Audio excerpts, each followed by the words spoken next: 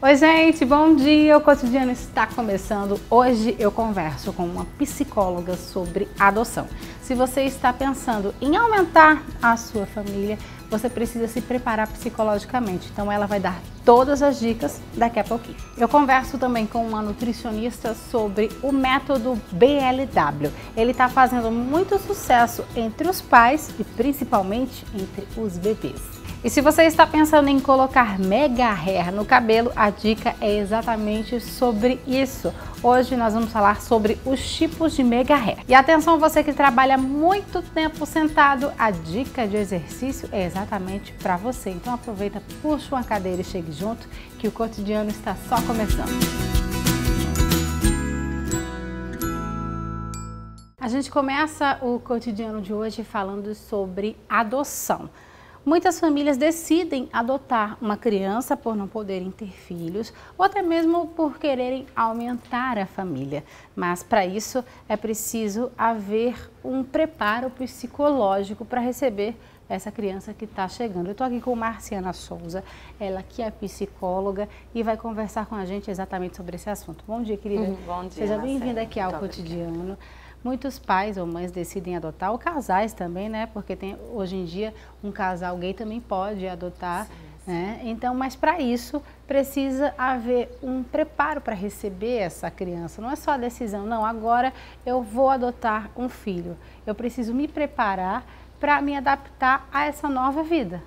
Sim, é essencial que se tenha o conhecimento sobre a causa da adoção, né? É essencial existir um preparo por parte desses pais ou do pai, porque existe também a monoparentalidade, né? E aí é essencial com que eles tenham a consciência de que vão precisar conversar sobre o assunto com esse filho e que a adoção vai precisar circular no seio da família da forma mais natural possível, né? Afinal, é uma educação, né? É uma criação como qualquer outro filho, né? A diferença é que não houve a gestação biológica. Marciana, a gente sabe que hoje em dia, para adotar, é preciso se fazer um cadastro, entrar na fila e esperar que aquela criança chegue. Não é verdade? Até porque Sim. Tem muita gente que faz algumas exigências. Eu quero que meu filho seja assim, meu filho seja assado. E às vezes não condiz com a realidade das crianças que estão disponíveis para adoção. Sim. Por isso também que se demora muito para chegar até aquela criança que você quer. Isso, né? A realidade hoje é que geralmente as famílias procuram recém-nascidos do sexo feminino, né, da cor branca, né? E apesar, parece contraditório, mas o número de crianças que existe para adoção, disponível para adoção, é bem maior, né, do que o quantitativo de pais que estão na fila de espera para esse cadastro, né? Então, vale inclusive a reflexão, né, porque existe um número enorme de crianças disponíveis para que esses pais possam vir a adotar. Pois é, muita gente prefere o recém-nascido, mas também tem quem queira adotar uma criança de 2, 3, 4, 5 anos. Geralmente essa criança já tem uma personalidade em formação. É preciso ter um pouco mais de cuidado quando se vai escolher uma criança que já tem 2, 3, 4, 5 anos ou não? Independente dela ser recém-nascida ou dela já ter 2, 3, 4 aninhos, né, é essencial que esses pais eles tenham a consciência que não vai ser possível apagar a história pregressa dessa criança. Pelo contrário, né, vai ser essencial com que ela tenha acesso a essas informações, de onde ela veio, como, né, o porquê que ela foi colocada disponível para a adoção. Todas as informações anteriores a essa adoção, né, é essencial que sejam disponibilizadas para a criança da melhor forma possível. E existe uma hora certa para contar a criança que ela é adotada ou não? Quanto mais cedo, melhor, né? Inclusive, nós orientamos que, mesmo que seja um recém-nascido, um bebezinho, mas que isso seja dialogado, né? Que isso já seja conversado entre pais e filhos desde esse momento, né? E da maneira mais natural. Muitas vezes os pais não estão preparados e tornam isso um tabu dentro da própria casa, né? E isso é um dos aspectos que precisam ser rompidos, porque a temática da adoção precisa circular de uma maneira muito natural. E a família em si também precisa ser preparada, né? Às vezes o pai ele se prepara tanto para contar para a criança que ele é adotado, aí vem um tio, um primo, um avô e solta. E aí isso pode gerar um trauma naquela criança, né? Com certeza, né? Quando isso é colocado enquanto um tabu, como o diferente dentro do seio da família, né? Isso pode vir a causar algum dano, porque a criança vai começar a se perguntar, né, o porquê que eu sou diferente, né? E como, o porquê foi colocado essa temática de uma maneira tão preconceituosa, né, do que na realidade é. Né? Porque a adoção, na realidade, é uma filiação como qualquer outra. A diferença é que aquela criança ela não foi gerada biologicamente. Mas é preciso ter muito cuidado com esses tabus e esses preconceitos que são formados muitas vezes no seio da família ou até mesmo no meio social. Ô Marciana, tem muitas crianças que estão disponíveis para adoção que têm irmãos. E aí, quando você decide adotar um deles, você vai separá-los. O ideal é adotar os dois irmãos juntos, para quem realmente tem condições de adotar os dois, ou não, ou optar por uma criança que não tem irmão. É bem interessante essa pergunta que você faz, porque, se possível, o mais interessante é que sejam realmente, que não haja essa separação, né? Que não haja um rompimento desse vínculo afetivo, né? Entre os irmãos, caso venha a existir. Então, é interessante que haja uma adoção aí, se forem dois irmãozinhos, que adote os dois irmãozinhos, se caso a família tenha essa condição.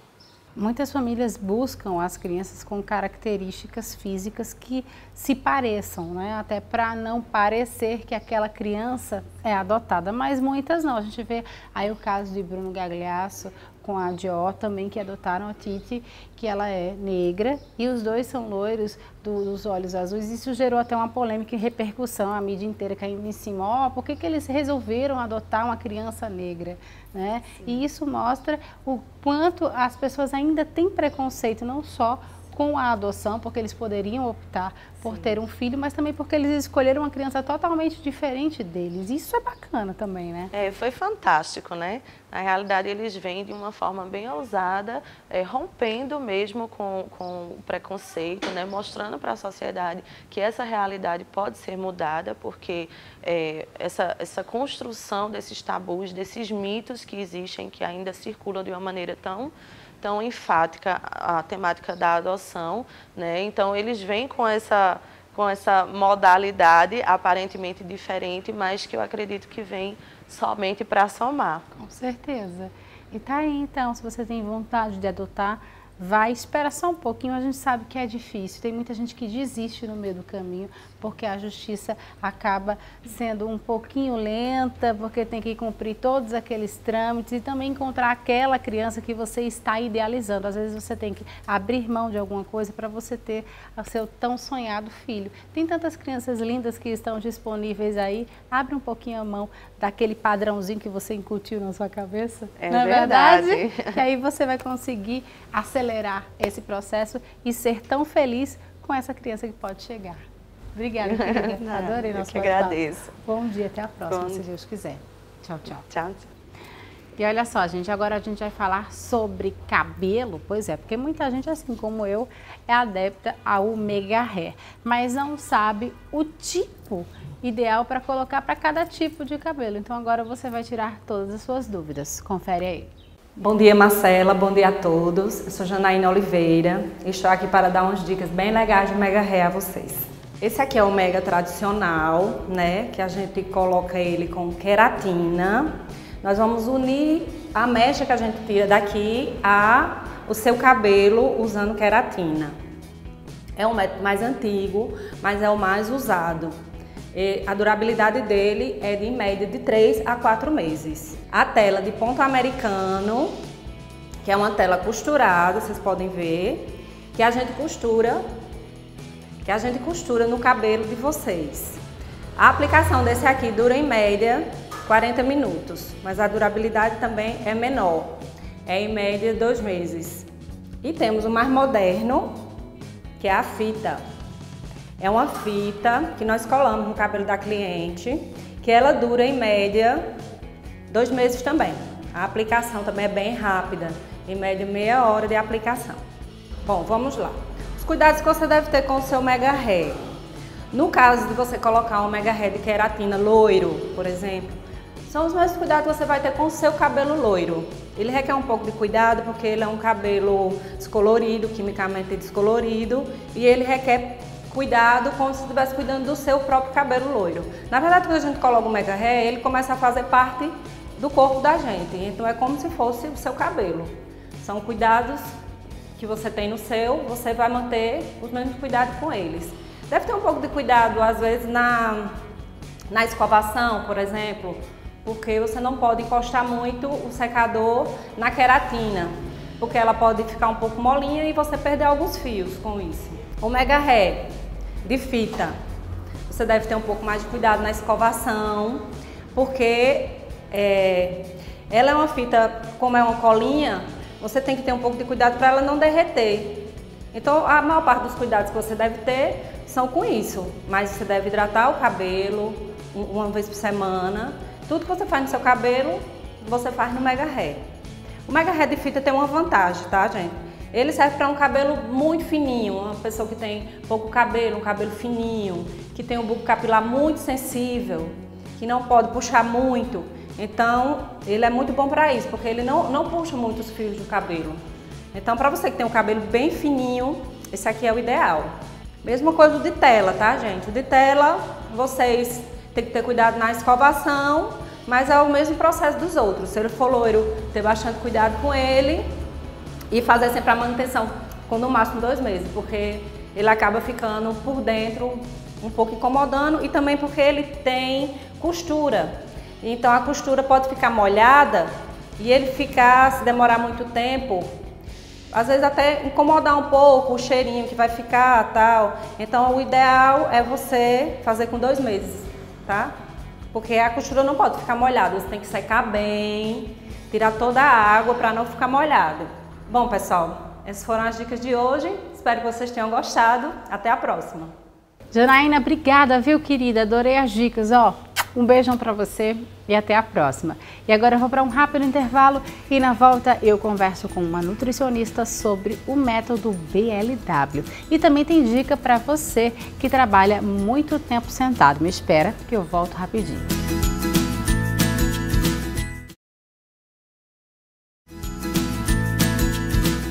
Estamos de volta com o Cotidiano e eu quero saber se você já ouviu falar no método BLW. Não? Pois eu tô aqui, ó, com Renata Maroja, ela que é nutricionista, especialista em crianças e vai contar para as mamães e para os papais, principalmente os de primeira viagem, que método é esse e qual a diferença que ele faz na vida do nosso filho. Bom dia, querida. Bom dia. Obrigada pelo convite. Mais uma vez ao Cotidiano para falar sobre um método teoricamente novo e que até então é um pouco desconhecido pelos pais. Primeiro vamos explicar o que é o método BLW.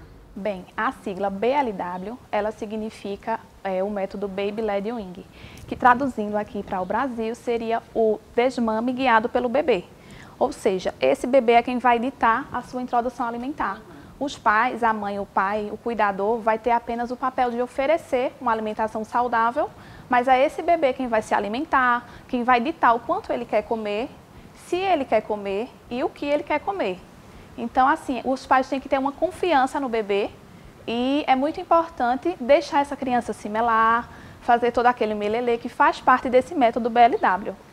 A partir de quantos meses que a gente pode introduzir esse método? Que eu acho que é a pergunta que muitos pais devem fazer, porque eles ficam na dúvida.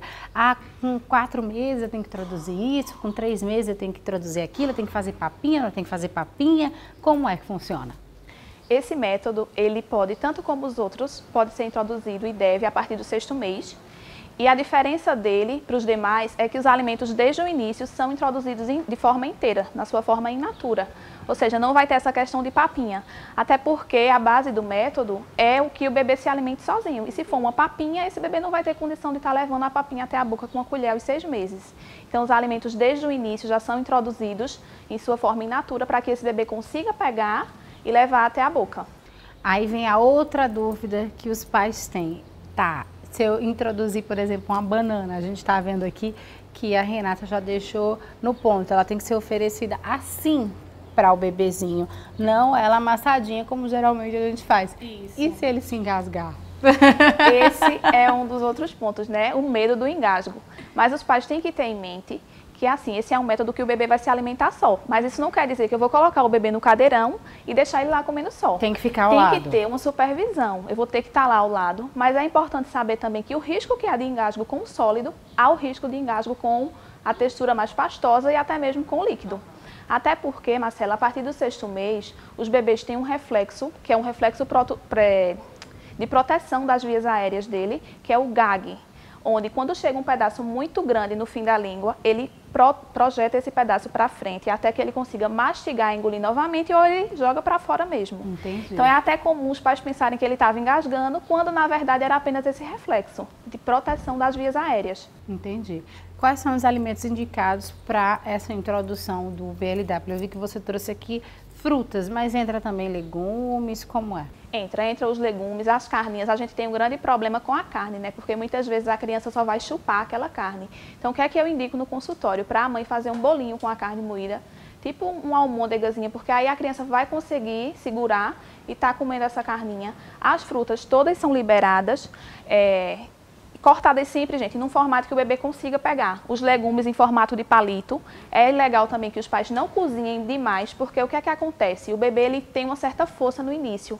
Aí se eu cozinhar demais esse legume, o bebê vai apertar e o legume vai se desfazer na mão. Exatamente. Você trouxe aqui uma cenoura, então a cenoura aqui, o ideal é que sirva ela praticamente in natura, sem cozinhar. Não, cozida, mas assim, num ponto que a criança não amasse. Entendi. Tanto para cenoura como que para os fique mais demais. durinha, né? Essa daí não está cozida. Não está né? Mas cozida. eu trouxe para mostrar o formato dos cortes. Certo. Isso serve para os demais legumes também.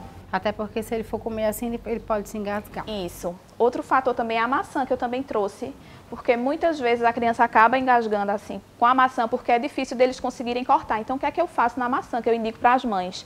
Dá umas cortadinhas, não sei se você está vendo aí. Tô vendo. Passar aqui. a faquinha, porque quando o bebê começar a chupar, esses pedacinhos aí já vão E é para ser boquinha servida dele. com casca? Pode ser servida assim. Se o bebê mastigar um pedacinho de casca e engolir também não tem problema. Não tem problema. Não tem problema. É Dizem que importante higienizar bem, né? Sim, exatamente isso, era isso que eu ia falar. Dizem que na casca que ficam todas as impurezas, mas também onde ficam as fibras, né, correto. da fruta. Então, se fizer uma boa higienização, dá para servir com casca. Correto.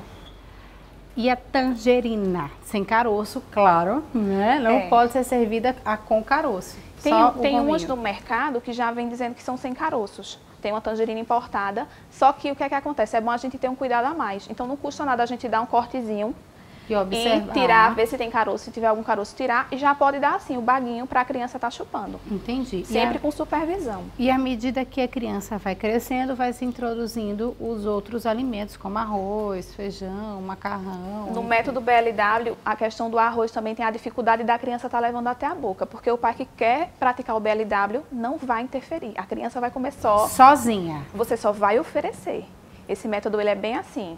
Agora, o que é que eu indico para os pais que tem uma certa insegurança? Faz os dois, deixa a criança se melar, mas vai lá com uma colherzinha, que aí seria o método participativo. Aí você vai ter uma certa segurança de que a criança se alimentou também. Esse método BLW é para a criança se tornar mais independente. Tem muitos pais que reclamam, que ficam dependentes, que o filho só come se estiver junto, enfim. Então esse método está chegando também para isso. Isso, esse é um método que trabalha além da alimentação, né? Ele trabalha aí a questão da coordenação motora da criança, da autonomia, do autocontrole, de regulação, porque diferente da papinha, o pai faz o pratinho e quer que a criança raspe o pratinho.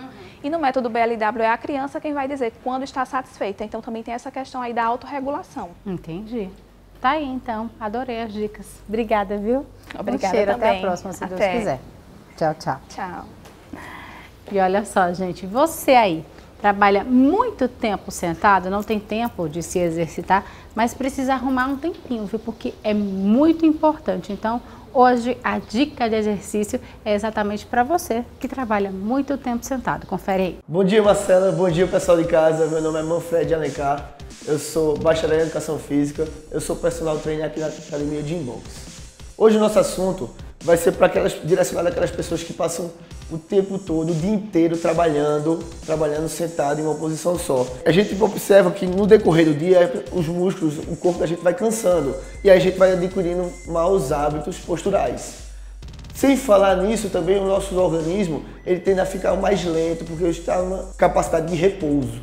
Então, a ideia é você se você trabalha de 6 a 8 horas, você tirar um minutinho no meio do seu expediente e o finalzinho do seu expediente fazer uma sériezinha de exercícios que vai lhe ajudar com a postura e vai lhe ajudar com o seu sistema cardiorrespiratório, cardiovascular, tá certo? Vamos passar uma sériezinha de 7 exercícios. Cada exercício você vai executar 15 segundos de exercício propriamente dito e 5 segundos de recuperação de um exercício para o outro. Então, o primeiro exercício, o que é que ele vai fazer? Ele vai fazer uma extensão de braços lá em cima e vai abrir e vai fechar as mãos, para favorecer a circulação dos membros superiores e aí trabalhando bem essa questão cardiovascular.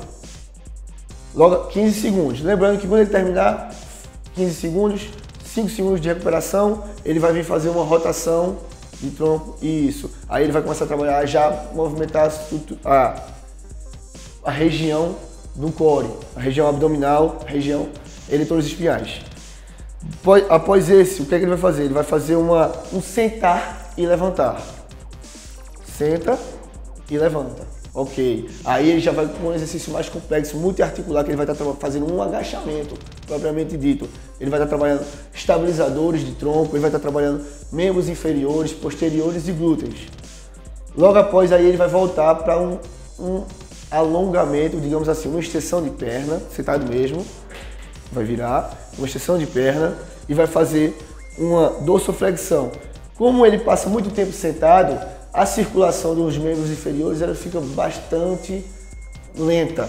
Então a ideia é trabalhar esses músculos tibiais anteriores e posteriores, que é a panturrilha, para ajudar na circulação, para bombear mais o sangue indo e voltando.